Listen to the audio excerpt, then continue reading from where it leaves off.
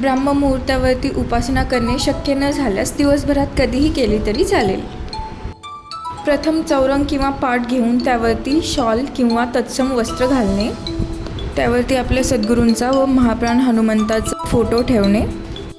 सद्गुरूंच्या फोटोला कोणत्याही सुगंधित फुलांचा हार घालणे आणि महाप्राण हनुमंताच्या फोटोला रुईच्या पानांचा हार घालणे. दिवा आणि धूप लावून सद्गुरूंचे आणि महाप्राण हनुमंतांचे ध्यान करावे.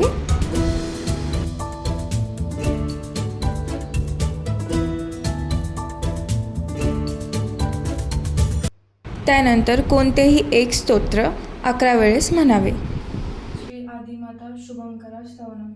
आदिमाते वेदमाते भक्तानुग्रहकारिणी सर्वत्र व्यापिके अनंते श्री गायत्री नमोस्तुते. तालुस्तांत सदाधारा बिंदुस्था बिंदुमालिनी परात्परे वात्सल्य शक्ती अनसूये नमोस्तुते. कुकर्म कुसंग कुबुद्धी कुदृष्टी विनाशिनी चामुंडे चंडमुंडमथने महिषासुरमर्दिनी नमोस्तुते. प्रातर्बालाच मध्याने यौवनस्था भवेत पुन्हा वृद्धां सायं भगवती महादेवे नमो नमः. या देवी सर्वभूतेषु मातृरूपेण संस्थिता नमस्तस्यै नमस्तस्यै नमस्तस्यै नमो नमः.